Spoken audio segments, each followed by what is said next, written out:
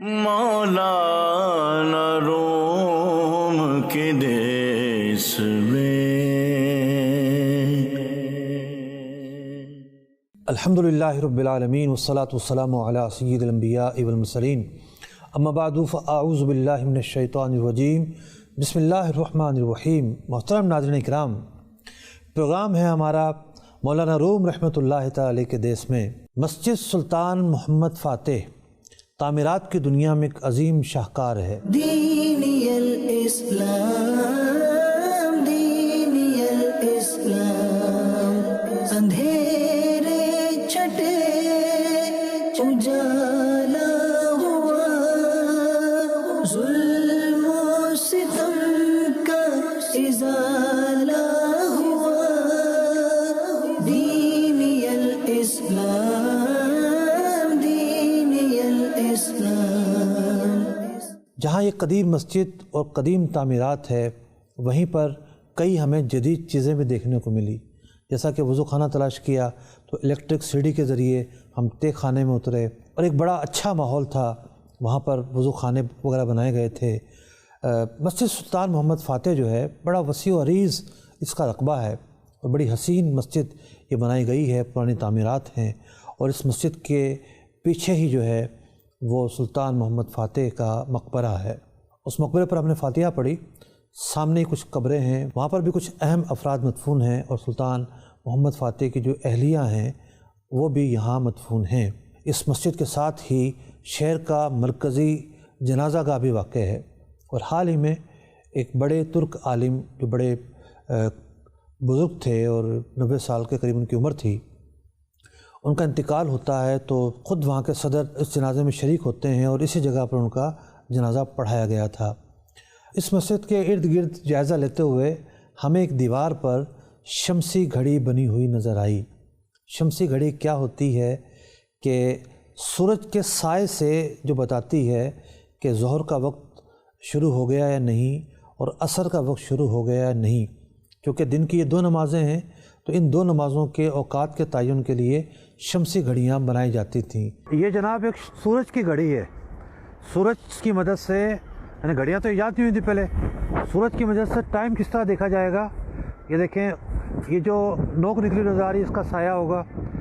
ابھی تو چونکہ عصر ہو چکی ہے، عصر اگر نہ ہوئی ہوتی تو اس نوک کا سایہ ہو رہا ہوتا، اس سے پتہ چلتا کہ کب جو ہے وہ زاویہ کبریٰ ہوئی ہے، کب جو ہے نا وہ سایہ 2 مثل ہو گیا، کب 1 مثل ہو گیا۔ یہ دیکھیں پوری ڈیٹیل یہ اس کی بتائی ہوئی ہے، یہ عربی میں پوری۔ یہ دیکھیں یہ گھڑی ہے، سورج کی مدد سے گھڑی اس مسجد پر بنائی گئی ہے۔ یہ گھڑی ہم نے یہاں بھی دیکھی، یہ گھڑی ہم نے دیار بکر میں بھی ایک الگ انداز میں بنی ہوئی دیکھی، شمسی گھڑی تھی۔ مولانا روم کے دیس میں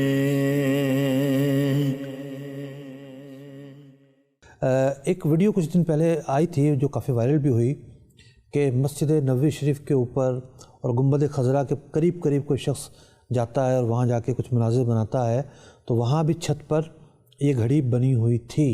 اور ایک گھڑی مسجد نبوی شریف میں جو پرانی تعمیرات تھیں، جہاں آج کل چھتریاں ہیں، یہاں پر ہمارے استاد محترم قبلہ منظور احمد فیضی صاحب رحمۃ اللہ تعالی علیہ نے بتایا تھا کہ اعلیٰ حضرت امام اہل سنت رضی اللہ تعالیٰ عنہ نے بھی ایک شمسی گھڑی بنائی تھی جو ایک عرصہ تک وہاں پر موجود رہی۔ سلطان محمد فاتح کے مقبرے پر فاتحہ پڑھتے ہوئے ہم تصور میں اس طرف چلے گئے کہ جب قسطنطنیہ انہوں نے فتح کیا، کس بہادری کے ساتھ فتح کیا، اور یہ اتنے عظیم بادشاہ ہیں کہ جن کی عظمت کی گواہی احادیث مبارکہ دے رہی ہیں۔ نبی اکرم علیہ السلام نے کیا خوب ارشاد فرمایا تھا، نعم الامیر امیرھا، کہ قسطنطنیہ جو فتح کرے گا، جو امیر سپہ سالار ہوگا اور جو امیر لشکر کی قیادت کر رہا ہوگا، وہ کتنا عظیم امیر ہوگا۔ اور یہ جو الفاظ ہیں آیا صوفیہ مسجد کی ایک دیوار یا دروازے پر بھی ہم نے یہ حدیث مبارکہ وہاں بھی بڑے نمایاں طریقے سے لکھی ہوئی دیکھی، تو دل ہی دل کے اندر سلطان محمد فاتح کی عظمتوں کو سلام کرتے ہوئے ہم وہاں سے رخصت ہوئے۔ مولانا روم کے دیس میں آیا صوفیہ مسجد ایک بڑی عظیم مسجد ہے. اگر اس کی عمارت کے بارے میں ہم یہ کہیں کہ یہ شاہکار کی حیثیت رکھتی ہے تو یہ کہنا بے جا نہ ہوگا. مسجد سلطان قانونی، اس کا محل وقوع اتنا شاندار ہے کہ باہر نکلیں تو سمندر جو ہے اس کی لہریں چاروں طرف پھیلی ہوئی ہیں اور سمندر کی لہروں کی آوازیں ہیں. پہاڑی پر بہت اونچے ایریا پر یہ مسجد واقع ہے اور یہ اپنی اونچائی اور اپنی چوڑائی میں آیا صوفیہ سے زیادہ وسیع ہے. اونچائی بھی تھوڑی زیادہ ہے، چوڑائی بھی تھوڑی زیادہ ہے.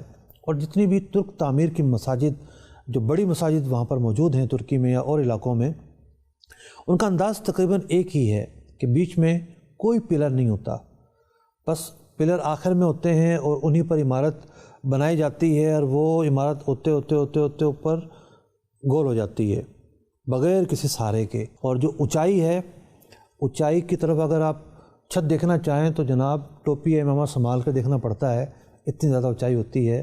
میں سمجھتا ہوں کہ کوئی 7-8 منزلہ اونچائی ہو، یہ کہنا بعید نہ ہوگا.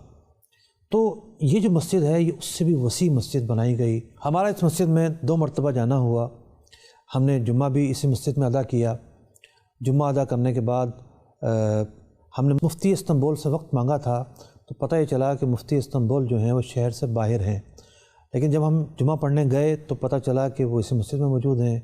یہاں پر ہماری اتفاقی ملاقات ان سے ہوئی، حال و احوال دریافت کیا گیا.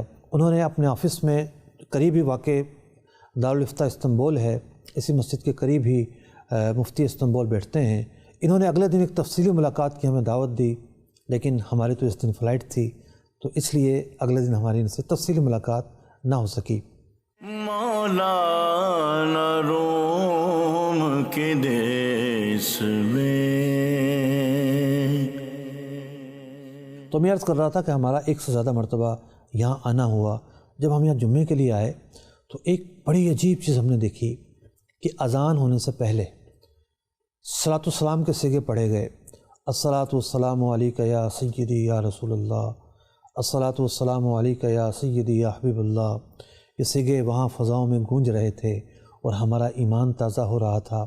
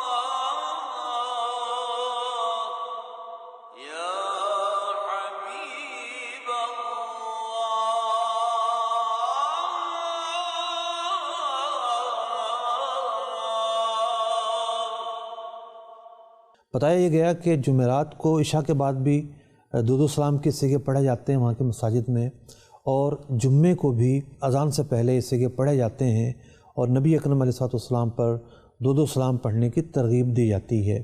اس مسجد کے قریب ہی ایک بڑی ہی عظیم الشان لائبریری واقع ہے۔ اس کا نام تو میں نے کافی عرصے سے سنا ہوا تھا کہ وہاں پر جو ترکی کا یہ شہر جو ایک علمی میراث کی حیثیت رکھتا تھا کہ یہاں مسلمانوں کی علمی میراث موجود ہے، یہاں بڑے بڑے علماء دین کی خدمت کرتے رہے ہیں۔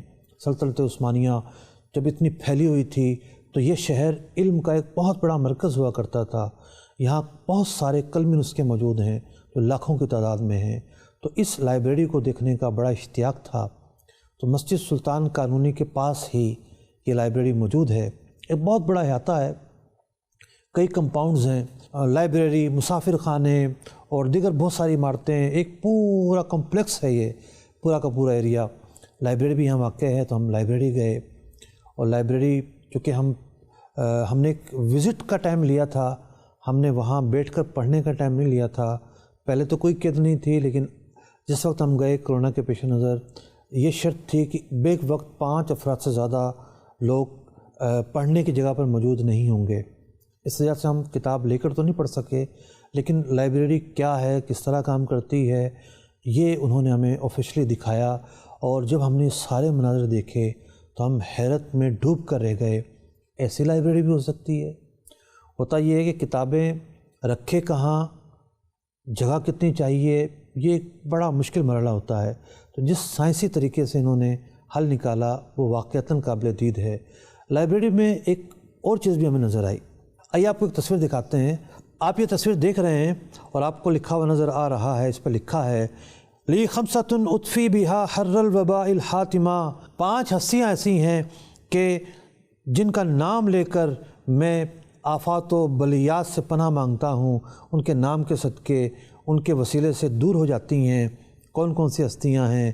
المصطفیٰ والمرتضیٰ وابناہما والفاطمہ، نبی مکرم صلی اللہ علیہ وسلم اور حضرت علی المرتضیٰ رضی اللہ تعالیٰ عنہ، اور آپ کے دونوں شہزادے حسنین کریمین اور حضرت فاطمہ رضی اللہ تعالیٰ عنہ۔ یہ تغرا وہاں لائبریری میں ہمیں لگا ہوا نظر آیا، تو ہمیں پتہ چلا کہ وسیلے کے جو قائل ہیں صرف پاکستان میں نہیں رہتے، دنیا بھر میں پائے جاتے ہیں۔ آئیے لائبریری کے مناظر دیکھتے ہیں۔ لائبریریاں تو میں نے بہت دیکھی ہیں، لیکن ایسی لائبریری میں نے زندگی میں نہیں دیکھی۔ ایک ڈیجیٹل نظام ہے، دیکھیے اس کے پیچھے بہت ساری لائبریریاں ہیں، بہت ساری لائبریریاں۔ اب یہ کس تعداد میں کھلیں گی؟ نام تفضل سے، یہ حدیث کی کتابیں ہیں، فقہ کی کتابیں ہیں، مختلف کتابیں ہیں، اور یہ خزانہ علم ہے۔ اب کیا ہوگا دیکھیے گا، یہ دیکھیے یہ اسپیس بن رہی ہے، یہ بٹن دبایا اور یہ دیکھیے یہ جگہ بن گئی جناب۔ ہم اپنے گھروں میں جگہ کی تنگی کا رونا ہوتے ہیں، کتابیں کہاں رکھیں؟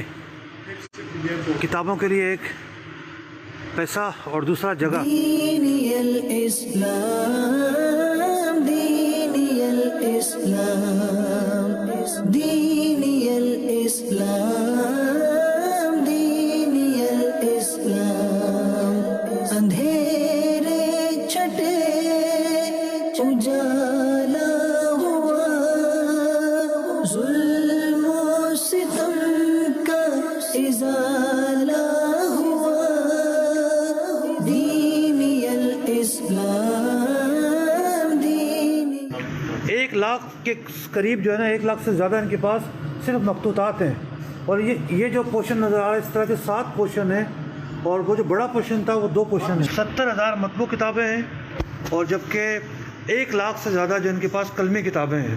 مولانا روم کے دیس میں استنبول ایک مرکزی حیثیت رکھتا ہے۔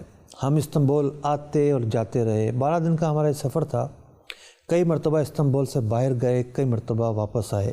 یعنی اگر کسی بھی شہر میں جانا ہوتا، دیار بکر جانا ہے یا عرفہ جانا ہے یا کونیا جانا ہے، ایسا نہیں ہے کہ 2 شہروں کے درمیان فلائٹیں چل رہی ہوں، آپ کو استنبول آنا پڑے گا پھر دوبارہ جانا پڑے گا۔ تو وہ ان شہروں کے نام میں نے لیے جو بہت دور دور واقع ہیں۔ قریب بھی کئی شہر واقع ہیں کہ آپ ہوٹل سے اسٹے ختم نہیں کرتے، صبح جاتے ہیں شام کو آ جاتے ہیں۔ ایسا ہی ایک قریب شہر ہے برسا مولانا روم کے دیس میں.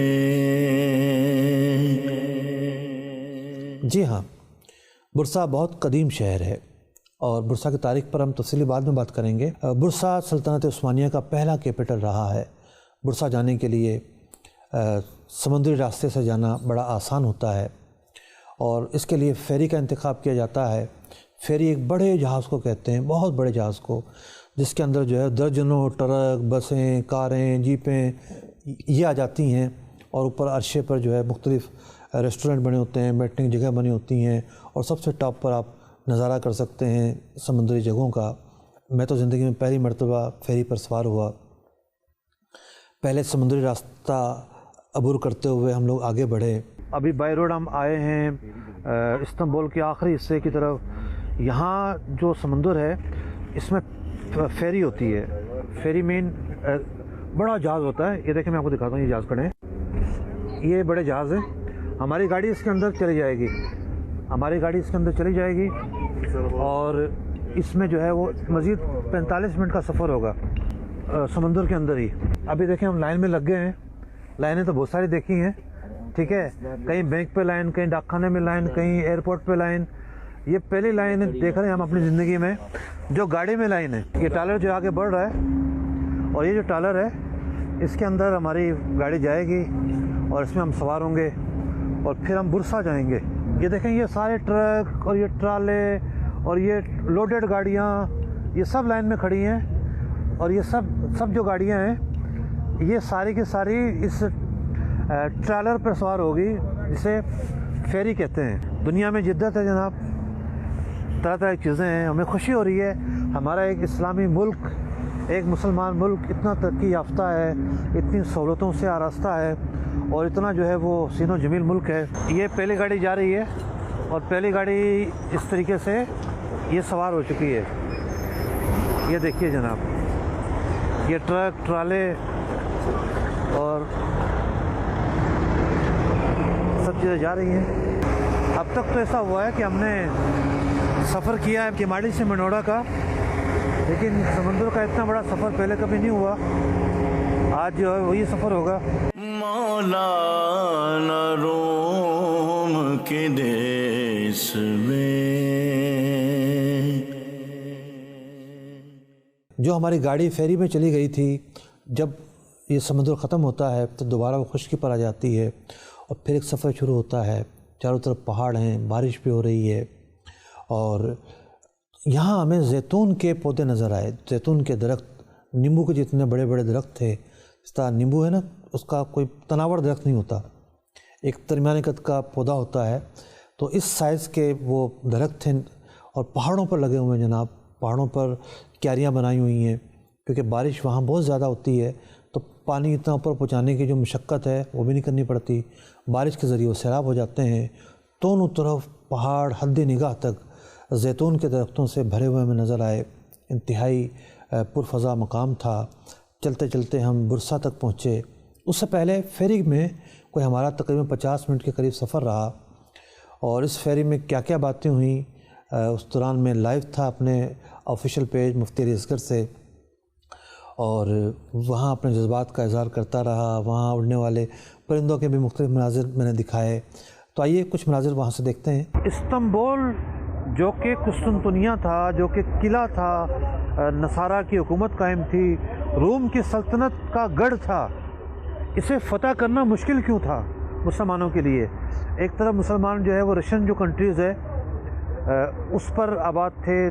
مطلب تیمور لنگ جو ہے اس زمانے میں الگ حکومت کر رہا تھا، اس کی وہاں حکومت تھی، یہاں ترکوں کی حکومت تھی. تو اب ہوا یہ، اس کا اتنا ٹف جو ہے وہ حدود اربع تھا. اتنے ٹف حدود اربع کے اندر اس کو فتح کرنا آسان نہیں تھا. چاروں طرف سے تیز سمندر میں گرا ہوا ہے، فوجیں آئیں گی کہاں سے؟ اچھا پھر پہاڑیاں ہیں، دیکھیں سمندر کے چاروں طرف پہاڑیاں ہیں. اب کوئی کشتی آئے گی تو دور سے تیر اندازی شروع ہو جائے گی. چاروں طرف پہاڑیاں ہیں. اب جیسے کوئی فتح کرنے کے لیے قریب آتا تو اوپر سے تیر اندازی شروع ہو جاتی. پھر جو استنبول شہر تھا، پورا کا پورا شہر جو ہے وہ قلعے کے اندر محصور تھا۔ قلعے کی بڑی اونچی اونچی دیواریں تھیں اور سمندر کے ساتھ ساتھ یہ قلعہ جو ہے وہ بالکل سمندر کو ساتھ ساتھ بنایا گیا تھا۔ تو سلطان محمد فاتح علیہ الرحمہ نے کوئی سال 2 سال جو ہے محاصرہ کرنے کی کوشش کرتے رہے، وہ پلاننگ کرتے رہے، بلکہ پلاننگ تو کئی سالوں جاری تھی ان کی۔ بالآخر حل یہ نکالا کہ قلعے کو توڑنے کے لیے توپ ایجاد کی جائے، توپ بنائی جائے۔ پھر جو توپیں جو ہے نا وہ ماری گئیں، گولے بنائے گئے، اور توپیں جو ہیں وہ جب چھوڑی گئیں تو 1 2 3 دیوار میں سوراخ ہی نہ ہو کے دے، دیوار میں کوئی رکھنا ہی نہ ہو۔ بالآخر ایسا ہوا کہ دیوار ٹوٹی اور مسلمانوں نے ایک نہیں 2 طرف سے حملہ کیا، اور پھر اس حملے کے اندر جو ہے وہ مسلمان داخل ہوئے، اور اتنا اچانک حملہ تھا یہ، مسلمانوں کی جو جنگی تدبیر تھی وہ اس سے بالکل ناواقف تھے کہ مسلمان کیا کرنے والے ہیں، کہ ان کے اوسان خطا ہو گئے۔ فوجی تو دور کی بات، شہری جو ہے دوڑ پڑے، بھاگنا شروع کر دیا انہوں نے، شہر خالی ہو گیا، اور پورا کا پورا شہر جو ہے وہ مال غنیمت تھا مسلمانوں کے لیے۔ اور سلطان داخل ہوتا ہے، اور اس کے بعد سلطان داخل ہونے کے بعد جو شمس الدین آق رحمۃ اللہ تعالیٰ علیہ آیا صوفیہ میں سب سے پہلا جمعہ پڑھاتے ہیں، اور پھر سلطان کے فوجیوں کو حسن اخلاق کا درس دیتے ہیں کہ تم نے کسی پر ظلم نہیں کرنا، ہم نے فتح کر لیا ہے، ان لوگوں نے ہتھیار ڈال دیے ہیں، اب یہ ہم سے لڑ نہیں رہے، لہذا کسی کو مارا نہ جائے۔ مولانا روم کے دیس میں۔ محترم ناظرین کرام، اگلی قسط میں کچھ مزید چیزیں لے کر آپ سے ملاقات کریں گے، دیکھنا نہ بھولیے گا مولانا روم کے دیس میں۔